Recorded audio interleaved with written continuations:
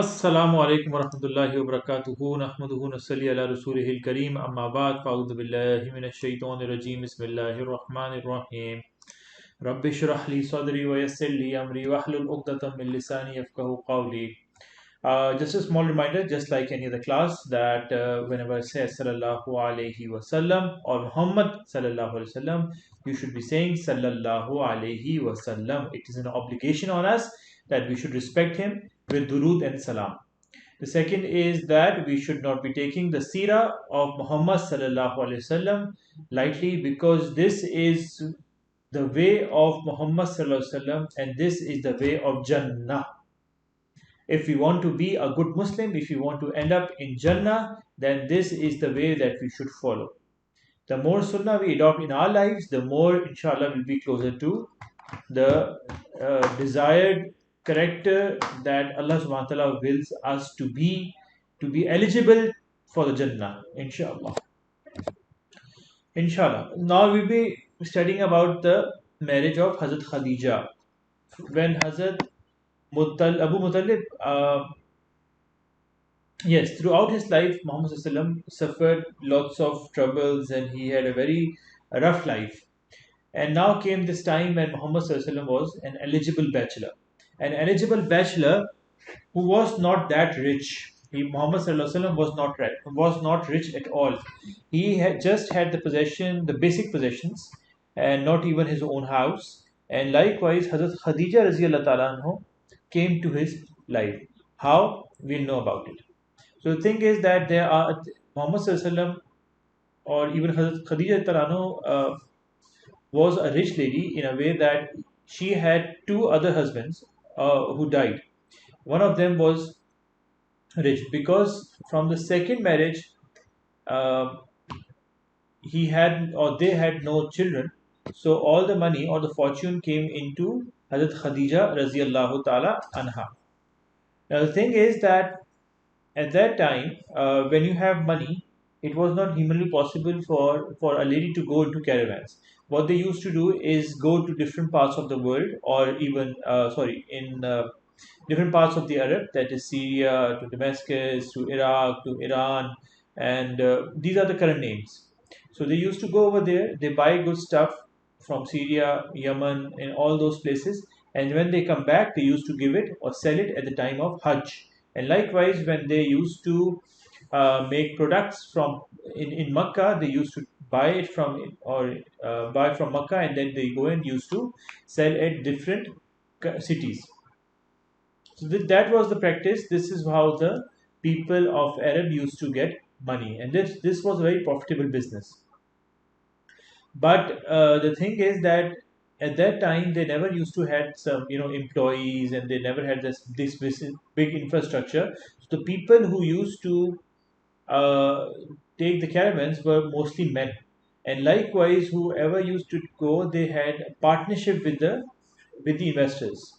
So Hazrat Khadija Radiallahu anhu also was one of the traders. He met Muhammad Sallallahu Alaihi Wasallam before that. He met in when he had an interaction. In fact, her sister had an interaction with Muhammad Sallallahu Alaihi Wasallam when he was very honest, and he was shy.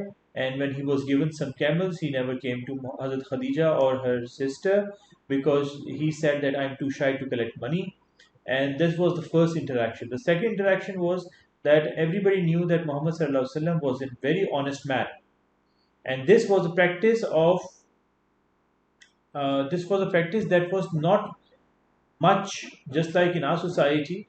And people who are very honest, they are known by their honesty by in the society. And same was the case with Muhammad Sallallahu Alaihi Wasallam, that he was very honest. So Hazrat Khadija was looking for a person or a partner who can go and who can take the caravan and give honest profit. Excuse me. People who used to go, they were not very honest. So when Muhammad SAW went there, he came with a double and triple profit. So that was something that was new to Hazrat Khadija Raziyallahu Ta'ala anha. The second was after 3 months of this incident, she sent her old servant to Hazrat Muhammad sallallahu alaihi wasallam, and she inquired in such a way that she asked Muhammad sallallahu alaihi wasallam if he wants to marry. So Muhammad sallallahu alaihi wasallam said that who will marry with me? I'm poor man, poor guy, poor man. Though I'm an eligible bachelor, but still I don't have that much money. So she came and gave this report to Hazrat Khadija that she want to marriage. He wants to marry, but the thing is that he thinks that he don't have money, and that is something that is the reason why he's not still married. So Hazrat Khadija was inclined towards Muhammad sallallahu alaihi wasallam, and there is no problem in this. Falling in love is not haram. This is a very natural act. It's what you do with the love that can make it halal or haram. That is important. Falling in love is a natural emotion. There is no problem whatsoever. So first Hazrat Khadija radiallahu ta'ala anha is hearing the Prophet Muhammad being praised so highly by her own sister. Then she sees her honesty. Then she sees the barakah, that is the double and triple prophets. So it's only natural that she was falling towards Muhammad sallallahu alaihi wasallam. When Muhammad sallallahu alaihi wasallam was given this uh, proposal of marriage, he consulted with his uncle. So this is the intelligent thing to do. Whenever there's a hard decision or important decision in your life, make sure that you have people around you or people that you look forward for or look up to that can give you an honest opinion. So Muhammad sallallahu alaihi wasallam did the same, and he got married after a little while. Now the life of Hazrat Khadija Raziyallahu Ta'ala anha is amazing. Though she had some rough patches with respect to her marriages, but apart from that, she was a brilliant, great personality, beautiful personality. She was amazing personality. Uh, and shows the importance of honesty and good etiquettes. Ikhlaq is appreciated by all of the humanity. The noble conduct of Muhammad sallallahu alaihi wasallam as a shepherd upgraded his position and pay rank because he was honest. And this is now let's reflect on the personality of Muhammad sallallahu alaihi wasallam before we jump into Hazrat Khadija's personality. Muhammad sallallahu alaihi wasallam was honest, trustworthy, modest, and humble. Right? And these are the basic things that everyone should have. But this lacks in almost all of us. We are not honest. People don't trust us. We are not modest, and we are not humble. And these were the qualities that Muhammad sallallahu alaihi wasallam possessed. For opportunities were created that raised in the ranks. Indeed, Khadija radiallahu ta'ala anha overlooked his lack of experience. In your life, if you want to be successful in your business or in your job or whatever you do, if you have all these four qualities, inshallah, you will never have a problem finding good paymasters, finding good businessmen, finding good partners, finding good opportunities, as far as you are honest, trustworthy, modest, and humble. And same was the case with Muhammad sallallahu alaihi wasallam, and Hazrat Khadija radiallahu ta'ala anha overlooked his lack of experience. It shows the intelligence of Hazrat Khadija radiallahu ta'ala anha because she saw the Prophet Muhammad sallallahu alaihi wasallam as being an ideal and perfect husband. This shows the permissibility of not just natural feelings of desire, attraction, but pursuing it in a permissible manner. Let's say if you like a person and you are not doing that is haram, right? And you are involving your elders into a permissible manner, that is alhamdulillah legitimate. That is right. That is the way forward. Okay? So again, haram in the love is not a problem. It is what that makes halal or haram. That is the thing that we should be focusing on.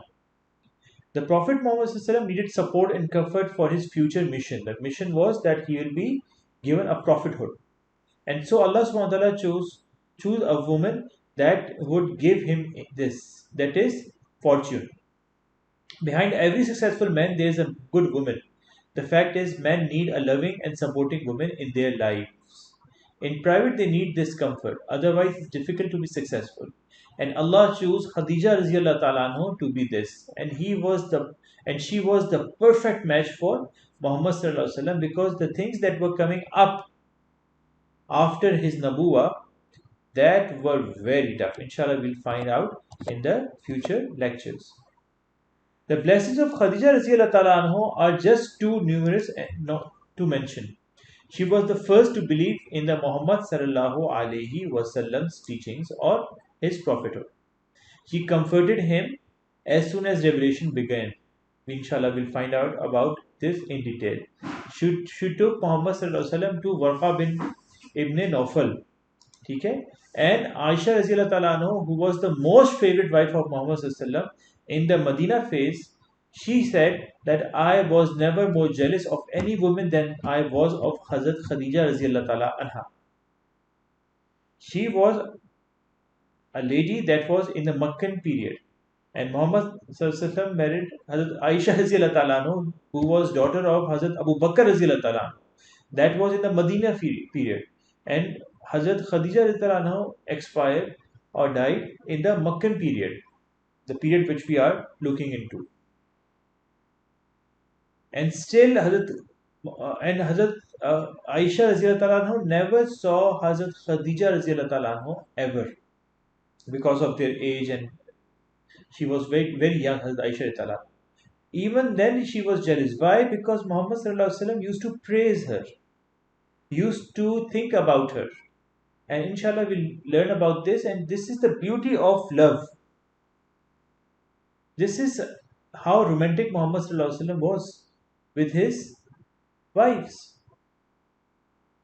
This is how beautiful the relationship of Hazrat Aisha radiallahu anhu was with Muhammad sallallahu alaihi wasallam, and Hazrat Muhammad sallallahu alaihi wasallam had a beautiful relationship with his wife, that was Hazrat Khadija radiallahu ta'ala anha.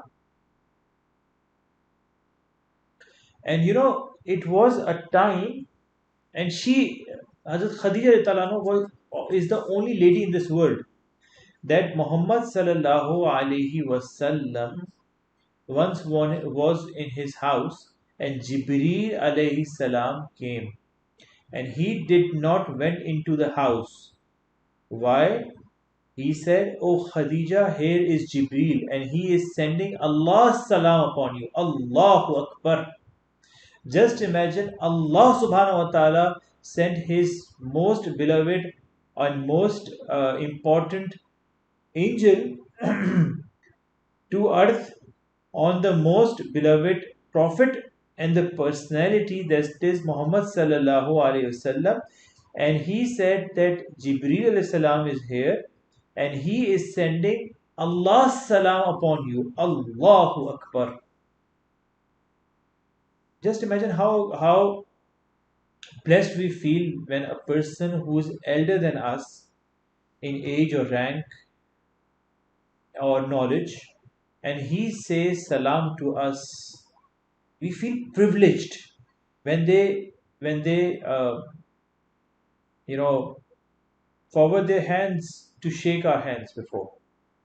They initiate it, right? And just imagine when a person hear this glad tiding that Allah subhanahu wa ta'ala have sent a salam on Muhammad sallallahu alaihi wasallam's beloved wife, that was Hazrat Khadija radiallahu ta'ala anha. And why? Because all of the efforts she did for Allah subhanahu wa ta'ala's beloved Nabi Muhammad sallallahu alaihi wasallam. And he is giving you his salam, and he is giving you the glad tidings of the house in Jannah, where there will be no noise or struggling. This is a blessing that was never given to anybody else. The salam from Allah subhanahu wa ta'ala, and what? The glad tiding of the house in Jannah. There will be no noise and struggling. Many were given glad tidings, but never given a salam from Allah subhanahu wa ta'ala. And this shows that the people who say bad things about, who are who don't know about Islam, they said that Islam does not respect the women, or the females the way it should be. This is a slap on their face. This is the blessing that Allah subhanahu wa ta'ala is given to the most beloved Muhammad sallallahu alaihi wasallam wife, who's a female, who's a lady. Is this blessing given to any men? No. Salam was never given to anybody else. So it's just that people don't know about Islam. They don't know about details about Islam. The ranks that the woman enjoys throughout their lives because they are Muslims or Muslimah. So Hazrat Khadija anhu responded in such an intelligent way. Subhanallah. Now, first of all, look at this hadith that Allah subhanahu wa ta'ala is sending salam. Now, look at the response of Hazrat Khadija radiallahu ta'ala. She said in a very intelligent way, she didn't say Walaikum Assalam Ya Allah. She said Allah is as-salam, and may salam be upon Jibreel, and may salam be upon you, Ya Rasulullah sallallahu alayhi wasallam. How can you say salam to Allah subhanahu wa ta'ala? Allah subhanahu wa ta'ala is giving salam. He is the salam. He is the as-salam. And how can you possibly say anything to him? How can you possibly send him salam? So she replied, look at the knowledge she has. In-depth knowledge. She said, Wa alaikum as-salam, Ya Allah. No, she said, Allah is as-salam. And may salam be upon Jibreel, who brought this glad tidings on her through Muhammad sallallahu alaihi wasallam. And may salam be upon you, Ya Rasulullah sallallahu alaihi wasallam. So let's say, side point is, likewise, when something good happens to you, you're not supposed to say Jazakallah Ya Allah. This is wrong. We should be saying Alhamdulillah. Okay? This is a sideline. So again, this also shows that Muhammad sallallahu alaihi wasallam was not a lustful man. Many people, you would find that they claim that Muhammad sallallahu alaihi wasallam was a womanizer, or he used to love women, and that is the main reason why he got married so many times. Most of the females or the women or the Azwaj Mutahharat, these are the Azwaj Mutahharat is the word that is called for the wives of Muhammad sallallahu alaihi wasallam.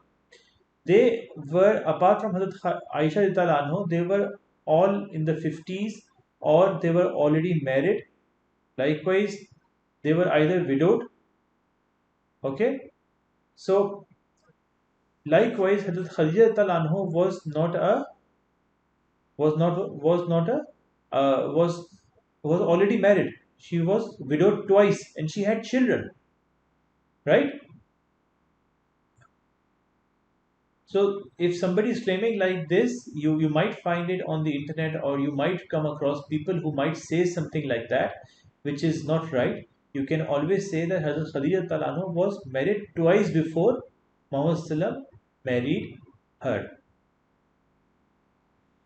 And then all of the children of Muhammad Sallallahu Alaihi Wasallam was born through Hazrat Khadija. 6 of the children were born through Hazrat Khadija. 2 of the boys, they were born by another Sahabiya, and inshallah we'll come and discuss about that inshallah. So this is it. So this shows how beautiful the relationship of Muhammad Sallallahu Alaihi Wasallam was with Hazrat Khadija Talano. Okay, and we also got the answer that Muhammad Sallallahu Alaihi Wasallam married women who were either widowed or divorced, right? There was only Hazrat Aisha Radhiyallahu Ta'ala anhu who was never married, and she was the first one who got married with Muhammad Sallallahu Alaihi Wasallam. That was in fact her first marriage. And 6 children were born through Hazrat Khadija Radhiyallahu Ta'ala anha, and likewise she was the one who helped him throughout the hardships that Muhammad Sallallahu Alaihi Wasallam will face after all this, after he turned 40 and after he was given the revelation, and after he was declared that he is the last prophet. And Hazrat Khadija Raziyallahu Ta'ala anhu was the one that Allah subhanahu wa ta'ala sent salam on her, his salam on her. And then we saw that she was very intelligent, and she was also knowledgeable, because she gave a salam in a very beautiful manner that no one can possibly think of. And likewise, she helped her with her fortune as well. And apart from that, she was very uh, helpful with her supporting. She was very supportive in all the issues that inshallah we will discuss in the future classes. Jazakallah khair. Hope you like the lecture, and may Allah subhanahu wa ta'ala increase the love of Muhammad sallallahu alaihi wasallam in our heart, increase the love of all the Sahaba and Sahabiyat that lived with Muhammad sallallahu alaihi wasallam, and they supported Muhammad sallallahu alaihi wasallam in the noble cause. May Allah subhanahu wa ta'ala make us among those who are with him at the Hawd Kauthar, and inshallah we be with him in Jannah, inshallah, next to Muhammad sallallahu alaihi wasallam and all his Sahaba. May Allah subhanahu wa ta'ala accept all our efforts. Jazakallah khair. Until next time, Assalamu alaikum wa rahmatullahi wa barakatuh.